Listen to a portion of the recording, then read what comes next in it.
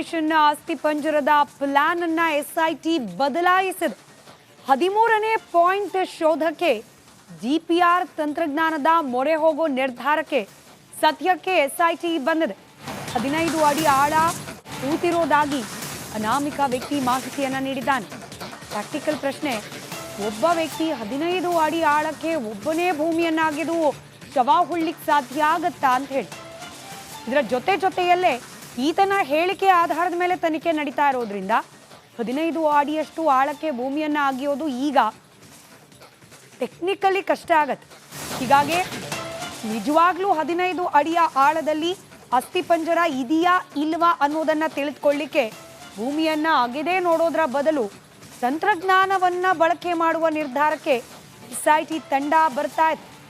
GPR, ground penetrating radar, ಇದನ್ನ ಬಳಸಿಕೊಂಡು ತಲೆಬುರುಡೆ ರಹಸ್ಯವನ್ನ ಹೊರಗೆಡವಲಾಗತ್ತಾ? ಈ ಬಗ್ಗೆ ಕುತೂಹಲ ಹೆಚ್ಚಾಗ್ತಾ ಇದೆ.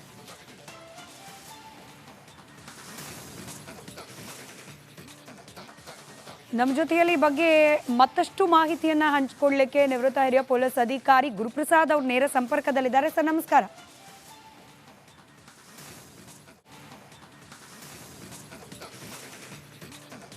ಸರ್, ನನ್ನ ಧ್ವನಿ ತಲುಪ್ತಾ ಇದೆಯಾ? ಬಹುಶಃ ಕನೆಕ್ಷನ್ ಅಲ್ಲಿ ಸ್ವಲ್ಪ ಪ್ರಾಬ್ಲಮ್ ಇದೆ. ನಾನು ಸರಿಪಡಿಸಿ ಮತ್ತೊಮ್ಮೆ ನಾವು ಗುರುಪ್ರಸಾದ್ ಸರ್ ಅವರನ್ನ ಸಂಪರ್ಕಕ್ಕೆ ತೆಗೆದುಕೊಳ್ಳಲಾಗುತ್ತೆ. ಸದ್ಯಕ್ಕೆ ಎಸ್ಐಟಿ ಅಧಿಕಾರಿಗಳು 12 ಜಾಗಗಳಲ್ಲಿ ಹೆಚ್ಚುವರಿಯಾಗಿ ಒಂದು ಜಾಗ 11A, ಸೊ 13 ಜಾಗಗಳಲ್ಲಿ ಒಟ್ಟು ಈವರೆಗೆ ಉತ್ಖನನ ಮಾಡಿದೆ.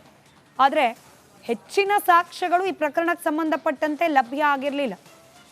2 ಕಡೆಗಳಲ್ಲಿ ಅಸ್ಥಿಪಂಜರ ಸಿಕ್ಕಿದ್ರೂ ಕೂಡ ಈ ನಿಗೂಢ ಅನಾಮಧೇಯ ವ್ಯಕ್ತಿ ಹೇಳದಂತೆ 100 ಶವಗಳು ಸಿಗಬೇಕಾಗಿತ್ತು. ಅಂದರೆ ಅರ್ಥಾತ್ 100 ಶವಗಳ ಅಸ್ಥಿಪಂಜರ ಅಥವಾ ಮೂಳೆಗಳು ಸಿಗಬೇಕಾಗಿತ್ತು. ಆದರೆ ಇದು ಸಿಗದೇ ಇದ್ದ ಹಿನ್ನೆಲೆಯಲ್ಲಿ ಇದೀಗ ಈ ಅನಾಮಧೇಯ ವ್ಯಕ್ತಿ ತಂತ್ರಜ್ಞಾನವನ್ನು ಬಳಸಿಕೊಂಡು ಶೋಧ ಕಾರ್ಯವನ್ನ ಮಾಡಿ ಅಂತ ಹೇಳಿ ವಿಶೇಷವಾದ ಮನವಿಯನ್ನ ಎಸ್ಐಟಿ ಅಧಿಕಾರಿಗಳ ಮುಂದೆ ಇರಿಸಿದ್ದಾನೆ. ಬಗ್ಗೆ ಮಾತನಾಡಲಿಕ್ಕೆ ಮತ್ತೊಮ್ಮೆ ನೇರ ಸಂಪರ್ಕದಲ್ಲಿ ಹಿರಿಯ ನಿವೃತ್ತ ಪೊಲೀಸ್ ಅಧಿಕಾರಿ ಗುರುಪ್ರಸಾದ್ ಸರ್ ಸಂಪರ್ಕದಲ್ಲಿದ್ದಾರೆ. ಸರ್, ನಮಸ್ಕಾರ. ನನ್ನ ಧ್ವನಿ ತಲುಪ್ತಾ ಇದೆ ಅಂತ ಭಾವಿಸ್ತೇನೆ. ಮೊದಲಿಗೆ ಉತ್ಖನನ, ಈಗ ಉತ್ಖನನದಿಂದ ಏನು ಸಿಕ್ಕಿಲ್ಲ ಅನ್ನೋ ಕಾರಣಕ್ಕೆ ಜಿಪಿಆರ್ ತಂತ್ರಜ್ಞಾನದ ಬಳಕೆಗೆ ಆಗ್ರಹ. ನಿಮ್ಮ ಪ್ರಕಾರ ತನಿಖೆ ಸಾಗ್ತಾ ಇರುವ ದಾರಿ ಸರಿ ಇದೆಯಾ? ಯಾಕಂದ್ರೆ ಈತ ಹೇಳದಂತೆ ಎಸ್ಐಟಿ ಅಧಿಕಾರಿಗಳು ತನಿಖೆಯ ಮೋಡನ್ನ ಚೇಂಜ್ ಮಾಡ್ಕೊಳ್ತಿದ್ದಾರೆ ಅಂತ ಕೂಡ ಕೆಲವರು ಆರೋಪ ಮಾಡ್ತಿದ್ದಾರೆ. ನಾನು ನಿವೃತ್ತ ವಿಜ್ಞಾನಿ, DRDO ವಿಜ್ಞಾನಿ. ನಾನು ಪೊಲೀಸ್ ಡಿಪಾರ್ಟ್ಮೆಂಟ್ಗೆ ಯಾವುದೇ ಸಂಬಂಧ ಇಲ್ಲ. ಇದು ಮೊದಲನೇದು. ಇರ್ಲಿ, ಪರವಾಗಿಲ್ಲ. ನಮಸ್ಕಾರ. ಇದು GPR ಟೆಕ್ನಾಲಜಿ ಬಹಳ ಉಪಯೋಗದಲ್ಲಿದೆ. ಆಮೇಲೆ ನಮ್ಮ ಆರ್ಮ್ ಫೋರ್ಸಸ್ ಬಹಳ ಯೂಸ್ ಮಾಡ್ತಿದ್ದಾರೆ, ಎಸ್ಪೆಷಲಿ ಆರ್ಮಿನವರು ತುಂಬಾ ಯೂಸ್ ಮಾಡ್ತಿದ್ದಾರೆ. ಆಮೇಲಿಂದ ಎಸ್ಪೆಷಲಿ ಈ ಸ್ನೋನ್ ಅವಲಾಂಚೆ ನಲ್ಲಿ ಏನು ಕೆಲವು ಸರಿ ಇವರು ಯೋಧರು ಸಿಕ್ಕಾಕೊಂತಾರೆ, ಅವಾಗ ಕೂಡ ಈ ತಂತ್ರಜ್ಞಾನ ಬಹಳ ಸರಿ ಯೂಸ್ ಮಾಡಿದ್ದಾರೆ. ಮೊದಲಿಗೆ ನಮ್ DRDO ಫಸ್ಟ್ ಯೂಸ್ ಮಾಡ್ತು ನಮ್ದು LRD lab, radar research lab. First ಅವ್ರು ಹೋಗಿ ಅವರೇ GPR ಡೆವಲಪ್ ಮಾಡಿದ್ದಾರೆ. ಅದನ್ನ ಈಗ BEL ಮ್ಯಾನುಫ್ಯಾಕ್ಚರಿಂಗ್ ಮಾಡ್ತಿದ್ದಾರೆ, ಬೇರೆಯವ್ರಿಗೂ ಟೆಕ್ನಾಲಜಿ ಕೊಟ್ಟಿದ್ದಾರೆ. ಸೊ ಇದರಲ್ಲಿ ಸಾಧ್ಯ ಇದೆ, ಆದ್ರೆ ಇದು ಬಹಳ ಕ್ಲಿಷ್ಟವಾದ ಒಂದು ತಂತ್ರಜ್ಞಾನ. ಇದರಲ್ಲಿ ಬಹಳ ಪರಿಣಿತಿ ಬೇಕು, ಬಹಳ ಎಕ್ಸ್ಪೆರಿಮೆಂಟೇಶನ್ ಬೇಕು. ಇದು ಸುಮ್ನೆ ತಗೊಂಡೋಗಿ ಎಲ್ಲೋ ಯೂಸ್ ಮಾಡೋದಿಕ್ ಆಗೋದಿಲ್ಲ. ಇದನ್ನ ಕಮರ್ಷಿಯಲ್ ಆಗಿ ರೋಡ್ ಅಲ್ಲಿರೋ ಕೆಳಗಡೆ ಇರೋ ಪೈಪ್ ಇದ್ ಮಾಡೋದಕ್ಕೆ, ಡಿಟೆಕ್ಟ್ ಮಾಡೋದಕ್ಕೂ ಯೂಸ್ ಮಾಡ್ತಿದ್ದಾರೆ. ಬಹಳ ಕಮರ್ಷಿಯಲ್ ಲೆವೆಲ್ ನಲ್ಲಿ ಯೂಸ್ ಮಾಡ್ತಿದ್ದಾರೆ. ಆಮೇಲೆ ಗೋಡೆನಲ್ಲಿ ಕನ್ಸೀಲ್ಡ್ ವೈರಿಂಗ್ ಇದ್ರೆ ಅದನ್ನು ಡಿಟೆಕ್ಟ್ ಮಾಡ್ಬೋದು, ಅದಕ್ಕೋಸ್ಕರ ಕೂಡ ಯೂಸ್ ಮಾಡ್ತಿದ್ದಾರೆ. ಬಹಳ ಇದ್ರೊಳಗೆ ಉಪಯೋಗದಲ್ಲಿರೋ ಒಂದು ತಂತ್ರಜ್ಞಾನ, ವೆಲ್ ಎಸ್ಟಾಬ್ಲಿಷ್ಡ್ ಟೆಕ್ನಾಲಜಿ ಅಂತ ನಾವ್ ಹೇಳ್ಬೋದು GPR ನ. ಈಗ ಈತ ದೂರದಾರ ಹೇಳ್ತಿರೋದೇನು, ಒಂದು 15 ಅಡಿಯಷ್ಟು ಆಳದಲ್ಲಿ ಮೂಳೆಗಳು ಸಿಗಬಹುದು. ಹೀಗಾಗಿ ಭೂಮಿಯನ್ನ ಅಗಿಯೋದ್ಕಿಂತ ಈ ತಂತ್ರಜ್ಞಾನವನ್ನ ಬಳಕೆ ಮಾಡಿದ್ರೆ ಇದೆಯೋ ಇಲ್ಲೋ ಗೊತ್ತಾಗುತ್ತೆ ಅಂತ ಹೇಳಿ. ಲೈಕ್ 15 ಅಡಿ ಇಷ್ಟು ಆಳದಲ್ಲಿ ನಿಜವಾಗ್ಲೂ ಏನಾದ್ರೂ ಇದ್ರೆ ಅದನ್ನ ಡಿಟೆಕ್ಟ್ ಮಾಡಬಹುದಾ ಸರ್ ಈ ಒಂದು GPR ವ್ಯವಸ್ಥೆಯನ್ನು ಬಳಸ್ಕೊಂಡು? ಇದಕ್ಕೆ ಬಹಳ ಒಂದು ಕಂಡೀಷನ್ಸ್ ಬೇಕು. ಇದು first of all moisture level change ಆದ್ರೆ, ಅಂದ್ರೆ ತೇವಾಂಶ, ಭೂಮಿಯ ತೇವಾಂಶ ಬದಲಾದ್ರೆ ಇದು ಸರಿಯಾಗಿ ಬಿಹೇವ್ ಮಾಡೋದಿಲ್ಲ, ಅಂದ್ರೆ ಪ್ರಿಡಿಕ್ಟಬಲ್ ಇರೋದಿಲ್ಲ. ಓ ಆ ಬೇಕಾದಷ್ಟು ಫಾಲ್ಸ್ ಅಲಾರಾಮ್ಸ್ ಬರುತ್ತೆ. ಇದಕ್ಕೆ ಒಂದು ಸಿಮ್ಯುಲೇಷನ್ ಮಾಡಿ ಕ್ಯಾಲಿಬ್ರೇಟ್ ಮಾಡ್ಬೇಕು ಇನ್ಸ್ಟ್ರೂಮೆಂಟ್ ನ ಈ ಕಂಡೀಷನ್ಸ್ ಅಲ್ಲಿ ವರ್ಕ್ ಆಗೋದಿಕ್ಕೆ. ಆಮೇಲೆ ನೀರು ಜಾಸ್ತಿ ಇರೋ ಜಾಗದಲ್ಲಂತೂ ಬಹಳ ಕಷ್ಟ, ಯಾಕಂದ್ರೆ ಮತ್ತೆ ಅಲ್ಲ, ವಾಟರ್ ಅಲ್ಲಿಗೆ ಇಸ್ ಎ ಗುಡ್ ಅನುಮಾನ ಬರುತ್ತೆ ಕಂಡಕ್ಟರ್. ಸರ್. ಈಗ ನೇತ್ರಾವತಿ ಸ್ನಾನಘಟ್ಟದ ಬದಿಯಲ್ಲಿರೋ ಜಾಗ, ಹೇಳಿ ಕೇಳಿ ಕಳೆದ 2-3 ದಿನದಂತೂ ಧಾರಾಕಾರವಾಗಿ ಮಳೆ ಆಗ್ತಿರೋ ಜಾಗ. ಸೊ ಹಾಗಾದ್ರೆ ಕಷ್ಟನಾ ಇಂಥ ಜಾಗಗಳಲ್ಲಿ GPR ನ ಬಳಕೆ ಮಾಡ್ಕೊಳ್ಳೋದು? ಹೌದು, ಕಷ್ಟನೇ ಇರುತ್ತೆ. ಇದಕ್ಕೆ ಕರೆಕ್ಟ್ ಆಗಿ ಅವರು ಒಂದು ಲ್ಯಾಬ್ ಅಲ್ಲಿ ಈ ತರ ಒಂದು ಸಿಮ್ಯುಲೇಟ್ ಮಾಡಿ ಇನ್ಸ್ಟ್ರೂಮೆಂಟ್ ನ ಕರೆಕ್ಟ್ ಆಗಿ ಕ್ಯಾಲಿಬ್ರೇಟ್ ಮಾಡ್ಕೋಬೇಕಾಗುತ್ತೆ. ಸಪೋಸ್ ಒಂದು ಬೋನ್ ನ ನೀವು ಭೂಮಿನಲ್ಲಿ ಹಾಕಿ ಮಣ್ಣು ಮುಚ್ಚಿ ಒಂದ್ ಸ್ವಲ್ಪ ನೀರ್ ಹಾಕಿ ಅದನ್ನ GPR ಯಾವ ರೀತಿ ಇದನ್ನ ಸಿಗ್ನಲ್ ಕೊಡ್ತಾ ಇದೆ ಅನ್ನೋದು ಸ್ಟಡಿ ಮಾಡಿ ಅದನ್ನ ಕ್ಯಾಲಿಬ್ರೇಟ್ ಮಾಡ್ಕೋಬೇಕಾಗತ್ತೆ. ಆ ರೀತಿ ಎಲ್ಲ ಮಾಡಿದ್ರೆ ಇದನ್ನ, ಯಾಕೆಂದ್ರೆ ಸ್ನೋನಲ್ಲಿ ಡಿಟೆಕ್ಟ್ ಮಾಡೋದಕ್ಕೆ ಆರ್ಮಿನವರು ಎಕ್ಸ್ಪರ್ಟೈಸ್ ತುಂಬಾ ಚೆನ್ನಾಗಿದೆ. ಬೇರೆ ಭೂಮಿನಲ್ಲಿ ಊತಿಟ್ಟಿರೋ ಇದಿರುತ್ತೆ, ಗ್ರೌಂಡ್ ಬರೀಡ್ ಮೈನ್ಸ್, ಅದನ್ನ ಡಿಟೆಕ್ಟ್ ಮಾಡೋದ್ರಲ್ಲೂ ನಮ್ಮ ಸೇನೆಗೆ ಬಹಳ ಪರಿಣಿತಿ ಇದೆ. ಆದ್ರೆ ಒಂದು ತೇವಾಂಶ ಇರೋ ಭೂಮಿನಲ್ಲಿರೋ ಕೆಳಗಡೆ ಇರೋ ಮೂಳೆ ಅದನ್ನೆಲ್ಲ ಡಿಟೆಕ್ಟ್ ಮಾಡೋದು ಅಂದ್ರೆ ನಾನು ಇದುವರೆಗೂ ಇದ್ರ I have not come across this, but I cannot rule out. ಅಂದ್ರೆ ಸಾಧ್ಯ ಇದೆ, ಅಂದ್ರೆ ಅದಕ್ಕೆ ಅಷ್ಟು ಸುಲಭ ಅಲ್ಲ, ಸಾಧ್ಯ ಇದೆ. ನಿಮ್ಮ ಅನುಭವದಲ್ಲಿ ತಕ್ಷಣಕ್ಕೆ ಅವೈಲಬಲ್ ಅನ್ನೋ ರೀತಿಯಲ್ಲಿ ಹಿಂಗೆ ಮೂಳೆಗಳನ್ನು ಹುಡುಕ್ಲಿಕ್ಕೇನೆ ನಮ್ಮಲ್ಲಿ ಪರಿಣಿತರಿದ್ದಾರಾ? ಯಾಕಂದ್ರೆ ನೀವು ಪದೇ ಪದೇ ಹೇಳ್ತಿದ್ದೀರಿ ಇದನ್ನ ಸುಮ್ಮನೆ ಹಿಂಗೆ ಬಂದು ಡಿಟೆಕ್ಟ್ ಮಾಡ್ಲಿಕ್ಕೆ ಆಗಲ್ಲ, ಎಕ್ಸ್ಪರ್ಟೈಸ್ ಕೂಡ ಅಷ್ಟೇ ಬೇಕು ಇಲ್ಲಿ ಅಂತ. ಹೌದು, ನಾನು ಇದುವರೆಗೂ ಕೇಳಿಲ್ಲ ಆ ತರ ಡಿಟೆಕ್ಟ್ ಮಾಡಿದ್ದಾರೆ ಅಂತ. ಇದಕ್ಕೆ ಅಂದ್ರೆ ಸಾಧ್ಯ, ಇನ್ಸ್ಟ್ರೂಮೆಂಟ್ ನ ಕರೆಕ್ಟ್ ಆಗಿ ಕ್ಯಾಲ್ಬ್ರೇಟ್ ಮಾಡ್ಕೋಬೇಕಾಗತ್ತೆ. ಅದೆಲ್ಲ ಒಂದು ಅನುಭವ ಮಾಡ್ಕೊಂಡ್ಮೇಲೆ ನಾವು ಶ್ಯೂರ್ ಆಗಿ ಹೋಗಿ ಡಿಟೆಕ್ಟ್ ಮಾಡ್ಬೋದು.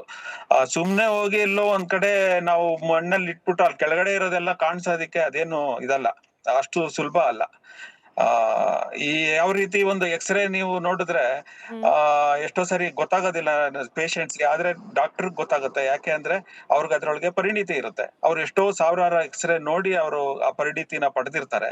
ಅದೇ ರೀತಿನೇ ಇಲ್ಲೂ ಅಷ್ಟೇ. ಇವಾಗ ಸ್ಕ್ಯಾನು ಅಷ್ಟೇನೆ, ಸ್ಕ್ಯಾನ್ ಮಾಡಿದ್ರೆ ನಿಮ್ಗೆಲ್ಲಾರ್ಗು ನಾರ್ಮಲ್ ಆಗಿ ಕಾಣಿಸ್ಬೋದು, ಆದ್ರೆ ಡಾಕ್ಟರ್ಗೆ ಅದ್ರೊಳಗಿರೋ ಏನ್ ಅನಾಮಲಿ ಇರುತ್ತೆ ಅನ್ನೋದು ಗೊತ್ತಾಗುತ್ತೆ. ಇದಕ್ಕೊಂದು ಪರಿಣಿತಿ ಬೇಕಾಗುತ್ತೆ. ಅದು ಈ ಪರ್ಟಿಕ್ಯುಲರ್ ಸಿಚುಯೇಷನ್ ಎಂದು ಪರಿಣಿತಿ ಬೇಕಾಗುತ್ತೆ, ಅದು ಅಷ್ಟು ಸುಲಭ ಅಲ್ಲ. ಈ ಕೆಲವರ ಅಂದಾಜಿನ ಪ್ರಕಾರ ನನಗೆ ಎಕ್ಸಾಕ್ಟ್ SIT ಇಂದಾನೇ ಮಾಹಿತಿ ಬರಬೇಕು, ಹಾಗಾಗಿ ಇದನ್ನ ಅಂದಾಜು ಅಂತ ಹೇಳ್ತಾ ಇದ್ದೇನೆ. ಕೆಲವರ ಅಂದಾಜಿನ ಪ್ರಕಾರ ಈಗೇನು ಆಲ್ರೆಡಿ ಉತ್ಖನನ ಆಗಿತ್ತು ಆ ಜಾಗದಲ್ಲೂ ಮತ್ತೆ GPR ಬಳಕೆ ಮಾಡ್ಕೊಳ್ಬೇಕು ಅನ್ನೋ ಚಿಂತನೆ ನಡೀತಿದ್ಯಂತೆ. Will it help sir? ಯಾಕಂದ್ರೆ ಈಗ ಆಲ್ರೆಡಿ ಕೆಲವೊಂದ್ ಕಡೆ 4, ಕೆಲವೊಂದ್ ಕಡೆ 6, ಕೆಲವೊಂದ್ ಕಡೆ 8 ಅಡಿಯಷ್ಟು ಆಳ ತೆಗೆದಾಗಿದೆ. ಇದು ಹೆಂಗೆ ಅಂದ್ರೆ, ಇದು ನಾವು ಇದ್ರದ್ದು ಸೈನ್ಸ್ ಅರ್ಥ ಮಾಡ್ಕೋಬೇಕು. ಇದೇನು ಅಂದ್ರೆ ವೇವ್ಸ್ ಎಲ್ಲೆಲ್ಲಿ ಮೆಟೀರಿಯಲ್ ಚೇಂಜ್ ಆಗುತ್ತೆ ಅಂದ್ರೆ ಬ್ಯಾರಿಯರ್ಸ್ ಇರುತ್ತೆ, ಅಲ್ಲೆಲ್ಲ ರಿಫ್ಲೆಕ್ಟ್ ಆಗುತ್ತೆ. ಇವಾಗ ಒಂದ್ ಕಲ್ಲಿನ ಚೂರ್ ಇದೆ, ಅಲ್ಲಿನೂ ರಿಫ್ಲೆಕ್ಟ್ ಆಗುತ್ತೆ. ಆಮೇಲೆ ಮೂಳೆ ಚೂರ್ ಇದ್ರೂ ರಿಫ್ಲೆಕ್ಟ್ ಆಗುತ್ತೆ. ಇದನ್ನ ನಾವು ಟ್ರೀಟ್ ಮಾಡ್ಬೇಕಾಗುತ್ತೆ. ಅಂದ್ರೆ ಅದಕ್ಕೆ ಬೇಕಾಗಿರೋ ಅಲ್ಗಾರಿದಮ್ಸ್ ಡೆವಲಪ್ ಮಾಡ್ಕೋಬೇಕಾಗತ್ತೆ. ಯಾವ ರೀತಿ ಡಿಫ್ರೆನ್ಶಿಯೇಟ್ ಮಾಡ್ಬೇಕು, ಎಷ್ಟು ಮಾಯಿಶ್ಚರ್ ಕಂಟೆಂಟ್ ಇದ್ದಾಗ ಯಾವ ರೀತಿ ಇದ್ರದ್ದು ನಾಯ್ಸ್ ಫಿಲ್ಟ್ರೇಷನ್ ಅಂತ ಹೇಳ್ತೀವಿ ನಾವು, ಆ ನಾಯ್ಸ್ ಫಿಲ್ಟ್ರೇಷನ್ ಮಾಡ್ಕೋಬೇಕಾಗತ್ತೆ. ಇದು ಅಷ್ಟು ಸುಲಭವಾದ ತಂತ್ರಜ್ಞಾನ ಅಲ್ಲ. ಬಹಳ ಇದ್ರೊಳಗೆ ಅಲ್ಗಾರಿದಮಿಕ್ ಇದನ್ನು ತುಂಬಾ ಇದೆ. ಸುಮ್ನೆ ಸೆನ್ಸರ್ ಇದ್ರೆ ಕೆಲಸ ನಡೆಯೋದಿಲ್ಲ. ಇದಕ್ ಬೇಕಾಗಿರೋ ಪರಿಣಿತಿ ಬೇಕು, ಆಮೇಲೆ ಅಲ್ಗಾರಿದಮಿಕ್ ಡೆವಲಪ್ಮೆಂಟು ಆಗ್ಬೇಕು. ಅವೆರಡು ಆದ್ರೆ ಮಾತ್ರ ಇದ್ರಲ್ಲಿ ಸಕ್ಸಸ್ ಆಗೋದಕ್ಕೆ ಸಾಧ್ಯ. ಇದ್ರೊಳಗೆ ಈ ಪರ್ಟಿಕ್ಯುಲರ್ ಸಿಚುಯೇಷನ್ ಅಲ್ಲಿ ಇದನ್ನ ಬಹಳ ಯೂಸ್ ಮಾಡಿ ಯಾರಾದ್ರೂ ಪರಿಣಿತಿ ಹೊಂದಿದ್ರೆ ಅವರಿಂದ ಇದು ಸಾಧ್ಯ ಆಗ್ಬೋದು, ಇಲ್ಲ ಅಂದ್ರೆ ಇದು ಬಹಳ ಕಷ್ಟ. ಇದು ನಾನು ಕೇಳಿರೋದು ಫಸ್ಟ್ ಟೈಮ್. ಬೇರೆ ಮೆಟಲ್ ಆಬ್ಜೆಕ್ಟ್ಸ್ ಆದ್ರೆ ತುಂಬಾ ಜನ ಇದಾರೆ, ತುಂಬಾ ಕಂಪ್ನೀಸ್ ಇದಾವೆ, ಈಸಿಯಾಗಿ ಡಿಟೆಕ್ಟ್ ಮಾಡ್ತಾರೆ. ಆದ್ರೆ ಬೋನ್ಸ್ ಅಂದ್ರೆ ಇಟ್ ಇಸ್ ಅ ವೆಜಿಟೇಷನ್, ಅದೆಲ್ಲ ಇರ್ಬೇಕಾದ್ರೆ ಒಂದ್ ಸ್ವಲ್ಪ ಕಷ್ಟ ಆಗುತ್ತೆ. ಇದಕ್ಕೆ ಒಂದ್ ಸ್ವಲ್ಪ ಸಮಯ ಬೇಕಾಗುತ್ತೆ ಇದನ್ನ ಎಸ್ಟಾಬ್ಲಿಷ್ ಮಾಡೋದಕ್ಕೆ. Correct sir. ಇವಾಗ SIT ತನಿಖೆ ನಡೆಸ್ತಾ ಇರೋದ್ರಿಂದ ಇಲ್ಲಿ ಪ್ರೈವೇಟ್ ಹೆಲ್ಪ್ ತಗೊಳ್ಳಿಕ್ ಸಾಧ್ಯನಾ ಅಂತ ಹೇಳಿ ನೀವು ಹೇಳಿದಾಗೆ, ಪ್ರೈವೇಟ್ ಸೆಕ್ಟರ್ಗಳಲ್ಲಿ ಸಾಕಷ್ಟು ಜನ ಎಕ್ಸ್ಪರ್ಟ್ಗಳಿರ್ಬೋದು, ಬಟ್ ಈ ಪ್ರೈವೇಟ್ ಹೆಲ್ಪ್ನ ತೆಗೆದುಕೊಳ್ಳೋಕ್ಕೆ ಪಾಸಿಬಿಲಿಟೀಸ್ ಇದೆಯಾ ಅಂತ? ಯಾರ್ದ ಹೆಲ್ಪ್ ಬೇಕಾದ್ರೂ ತಗೋಬಹುದು. ಅದು ಅದ್ರೊಳಗೆ ನೀವು ಇನ್ವೆಸ್ಟಿಗೇಷನ್ ತಾನೇ ಮಾಡ್ತಿರೋದು. ಯಾರ ಪರಿಣಿತಿ ಇರುತ್ತೋ ಅವ್ರನ್ನ ನೀವು ತಗೋಬಹುದು. ಬೇಕಾದ್ರೆ ನೀವು ಆರ್ಮಿನಲ್ಲಿ ಬಹಳ ಜನ ಎಕ್ಸ್ಪರ್ಟ್ಸ್ ಇದಾರೆ ಇದನ್ನ ಯೂಸ್ ಮಾಡೋದ್ರಲ್ಲಿ. ಅವ್ರದ್ದು ಹೆಲ್ಪ್ ಕೂಡ ತಗೋಬಹುದು. ಬಟ್ ಈ ಪರ್ಟಿಕ್ಯುಲರ್ ಸಿಚುಯೇಷನ್ ಅಲ್ಲಿ ನನಗ್ ತಿಳ್ದಂಗೆ ನಾನು ನೋಡಿಲ್ಲ. ಆದ್ರೆ ಸ್ನೋ ನಲ್ಲಿ ಆರ್ಮಿನವರು ಡಿಟೆಕ್ಟ್ ಮಾಡ್ತಾರೆ. ಅಂದ್ರೂ ಅದ್ರಲ್ಲೂ ಬಹಳ ಫಾಲ್ಸ್ ನೆಗೆಟಿವ್ಸ್ ಬರುತ್ತೆ. ಬಟ್ ಆದ್ರೆ ಅಲ್ಲಿ ಅವ್ರಿಗೆ ಬೇಕಾಗಿರೋದು ರೆಸ್ಕ್ಯೂ ಮಾಡೋದು. ಆ ಅಲ್ಲಂತೂನು ಇವನ್ ಹಾರ್ಟ್ ಬೀಟ್ ಇದೆಯಾ ಇಲ್ವಾ ಆ ತರದ್ನು ಡಿಟೆಕ್ಟ್ ಮಾಡ್ಕೊಂಡು ಆ ಕಂಡಿಡಿತಾರೆ ಕೆಳಗಡೆ, ಸ್ನೋ ಕೆಳಗಡೆ ಇರೋ ವ್ಯಕ್ತಿನ. ಅದ್ರೊಳಗೆ ಬಹಳ ವರ್ಕ್ ನಡೆದಿದೆ ಅದ್ರಲ್ಲಿ. ಹ್ಮ್ ಹ್ಮ್ ಈ ಚಾಲೆಂಜರ್ಸ್ ಅಂತ ಹೇಳಿ ಏನ್ ಬರ್ಬೋದು ಭೂಮಿನಲ್ಲಿ ಸರ್ ಇದ್ರ ಬಳಕೆ ಸಂದರ್ಭದಲ್ಲಿ? ಭೂಮಿನಲ್ಲಿ ಹಾ ಹಾ ಸರ್. ಇಲ್ಲಿ ಭೂಮಿನಲ್ಲಿ ತೇವಾಂಶ ಇರ್ಬೇಕಾದ್ರೆ ನಾವು ಮೇನ್ಲಿ ನನ್ನ ವೈಯಕ್ತಿಕ ಒಂದು ಅನುಭವ ಏನಿದೆ, ಬರೀಡ್ ಮೈನ್ ಡಿಟೆಕ್ಷನ್ ನಲ್ಲಿ ನಮಗೆ ನಾವು ಟೆಸ್ಟ್ ಬೆಡ್ಸ್ ಮಾಡಿ ಮೈನ್ಸ್ ಬರಿ ಮಾಡಿ ಡಿಫರೆಂಟ್ ಮಾಯಿಶ್ಚರ್ ಎಸ್ಟಾಬ್ಲಿಷ್ ಮಾಡಿ ನಾವು ಟೆಸ್ಟ್ ಮಾಡಿದ್ರು ಕೂಡ ಬಹಳ ನಮಗ್ ತೊಂದರೆ ಆಗ್ತಿತ್ತು. ಹ್ಮ್ ಆ ಇದನ್ನ ಕಂಡುಹಿಡಿಯೋದಕ್ಕೆ, ಮೈನ್ಸ್ ಕಂಡುಹಿಡಿಯೋದಕ್ಕೆ ಅಷ್ಟು ಸುಲಭ ಅಲ್ಲ. ಇದು ಟೆಕ್ನಾಲಜಿ ಬಹಳ ಆಳವಾದ ಟೆಕ್ನಾಲಜಿ. ಆದ್ರೆ ಬಹಳ ಒಂದು ಉಪಯೋಗಕಾರಿ ಒಂದು ಟೆಕ್ನಾಲಜಿ GPR. ನೀವು ನಿಮ್ಮ ಅನುಭವದಲ್ಲಿ ಈ ತಂತ್ರಜ್ಞಾನ ಬಳಕೆ ಮಾಡಿದ್ ಯಾವಾಗ, ಯಾವ ಸಂದರ್ಭದಲ್ಲಿ, ರಿಸಲ್ಟ್ ಎಷ್ಟು ಅಕ್ಯುರೇಟ್ ಇತ್ತು, ಇದನ್ನ ವಿವರಿಸಬಹುದಾ ಸರ್? Just to compare. ಇವಾಗ ಈ ಇದ್ರೊಳಗೆ 100% ಅಂತ ಇಲ್ಲ. ಯಾವುದೇ ಒಂದು ಟೆಕ್ನಾಲಜಿನಲ್ಲೂ 100% ಇರಕ್ ಸಾಧ್ಯ ಇಲ್ಲ. ಇಟ್ ಡಿಪೆಂಡ್ಸ್ ಆನ್ ದ ನಾವು ಯಾವ ಸಿಚುಯೇಷನ್ ಅಲ್ಲಿ ಯೂಸ್ ಮಾಡ್ತೀವಿ ಅಂತ. ಇವಾಗ ಬರೀಡ್ ಮೈನ್ಸ್ ಅಲ್ಲಿ ತುಂಬಾ ಪರಿಣಿತಿ ಇವಾಗ ಸದ್ಯಕ್ಕೆ ಬಂದಿದೆ. ಯಾಕೆಂದ್ರೆ ಆಲ್ಮೋಸ್ಟ್ ನಾವು ಎಲ್ಲಾ ಅಲ್ಗಾರಿದಮ್ಸ್ ಎಸ್ಟಾಬ್ಲಿಷ್ ಮಾಡಿದೀವಿ ಅಂಡ್ ಆರ್ಮ್ ಫೋರ್ಸಸ್ ಬಹಳ ಅವರು ಟ್ರೈನಿಂಗ್ ಮಾಡಿ ಅದನ್ನ ಡಿಟೆಕ್ಟ್ ಮಾಡಿ ಅವ್ರ ಪರಿಣಿತಿ ಇದೆ. ಅಂದ್ರೆ ಬರೀಡ್ ಮೈನ್ಸ್ ನ ತೆಗಿಬಹುದು ಕಂಡಿಡ್ದು. ಯಾಕಂದ್ರೆ ಅದ್ರೊಳಗಿರೋ ಡೈಎಲೆಕ್ಟ್ರಿಕ್ ಪ್ರಾಪರ್ಟಿ ಡಿಫರೆನ್ಸ್ ಇರೋದು ಈಸಿಯಾಗಿ ಡಿಟೆಕ್ಟ್ ಆಗುತ್ತೆ. ಆದ್ರೆ ಬರೀಡ್ ಮೈನ್ಸ್ ಇರೋದು ಬರೀ ಒಂದು ಅರ್ಧ ಅಡಿ ಡಿಸ್ಟೆನ್ಸ್ ಅಲ್ಲಿ ಅಷ್ಟೇ ಇರುತ್ತೆ. ಅದೇನ್ ಜಾಸ್ತಿ ಆಳವಾಗಿರೋದಿಲ್ಲ. ಈ ಭೂಮಿನಲ್ಲಿ ಜನರಲ್ ಆಳವಾಗಿರೋದ್ರಲ್ಲಿ ನಾನು ನಿಖರವಾಗಿ ಹೇಳ್ತೀನಿ ಅಂದ್ರೆ ಸಾಧ್ಯ ಇಲ್ಲ. ಅದ್ರೊಳಗೆ ಫಾಲ್ಸ್ ಇದು ಪಾಸಿಟಿವ್ಸ್ ಇರುತ್ತೆ. ಅಂದ್ರೆ ಅದು ಅಲ್ಲಿ ಇದೆ ಅಂತ ಹೇಳೋದು ಅಲ್ಲಿ ಇಲ್ದೇ ಇರ್ಬೋದು. ಆಮೇಲೆ ಫಾಲ್ಸ್ ನೆಗೆಟಿವ್ಸ್ ಸಾಧ್ಯ. ಸರ್, ಕಡೆ ಪ್ರಶ್ನೆ, ಇದನ್ನ ಮೀರಿ ಇನ್ನೇನಾದ್ರೂ ಆಪ್ಷನ್ಗಳಿದೆಯಾ? ಯಾಕಂದ್ರೆ ಇನ್ ಕೇಸ್ ಈ GPR ನಲ್ಲೂ ಕೂಡ ಏನು ಪತ್ತೆ ಆಗದೆ ಹೋದ್ರೆ, ನಾನು ಹೈಪೋಥೆಟಿಕಲ್ ಪ್ರಶ್ನೆ ಕೇಳ್ತಿದ್ದೀನಿ, ಬಟ್ ಸ್ಟಿಲ್ ಇನ್ ಕೇಸ್ ಇದನ್ನ ಮೀರಿ ಇನ್ನೇನಾದ್ರೂ ಬಳಕೆ ಮಾಡ್ಕೊಳ್ಳಿಕ್ ತಂತ್ರಜ್ಞಾನದಲ್ಲಿ ಆಯ್ಕೆಗಳಿದೆಯಾ ಅಂತ? ಇಲ್ಲ, ಇಲ್ಲಿ ನೀರಿನ ಅಂಶ ಇದ್ರೆ GPR ವರ್ಕ್ ಆಗೋದಿಲ್ಲ. ಯಾಕೆ ಅಂದ್ರೆ GPR looks for barriers and then if any conductive material is there ಅದು ರಿಫ್ಲೆಕ್ಟ್ ಆಗುತ್ತೆ. ಸೊ ಅದರಿಂದ ನೀವು ಪೆನೆಟ್ರೇಟ್ ಮಾಡಕ್ ಆಗೋದಿಲ್ಲ. It doesn't penetrate. ಅದಕ್ಕೆ ಡ್ರೈ ಇದ್ದಷ್ಟು ಒಳ್ಳೇದು. ಡ್ರೈ ಇದ್ರೆ ತುಂಬಾ ಚೆನ್ನಾಗಿ ವರ್ಕ್ ಆಗುತ್ತೆ. ಎಷ್ಟು 2.5-3 ಮೀಟರ್ಸ್ ತನಕ ಡಿಟೆಕ್ಟ್ ಮಾಡ್ಬೋದು. ಅಂದ್ರೆ ಅದಕ್ಕೆ ಡ್ರೈ ಕಂಡೀಷನ್ಸ್ ಬೇಕು. ನಾವು ಬಹಳ ಎಕ್ಸ್ಪೆರಿಮೆಂಟ್ಸ್ ಮಾಡಿದ್ವಿ ಫಾರ್ ಬರೀಡ್ ಮೈನ್. ಅಲ್ಲಿ ತುಂಬಾ ಚೆನ್ನಾಗಿ ವರ್ಕ್ ಆಗುತ್ತೆ. ಬಹಳ ಅಲ್ಗಾರಿದಮ್ಸ್ ಡೆವಲಪ್ ಮಾಡ್ಬೇಕಾಯ್ತು ಅದಕ್ಕೋಸ್ಕರ. But mostly DRDO is very successful and LRDE has done lot of work, lot of research. ಅವರುನು ಟೆಸ್ಟ್ ಬೆಡ್ಸ್ ಎಲ್ಲ ಮಾಡಿ ಬಹಳ ಚೆನ್ನಾಗಿ ಕೆಲಸ ಮಾಡಿದ್ದಾರೆ ಇದರಲ್ಲಿ. ಆದ್ರೆ ಈ ರೀತಿ ಸಿಚುಯೇಷನ್ ನಲ್ಲಿ ನಾನು ಇದುವರೆಗೂ ಕೇಳಿಲ್ಲ GPR ಯೂಸ್ ಮಾಡಿರೋದು. Right, thank you so much doctor Guruprasad ಅವರೇ. ಇಷ್ಟು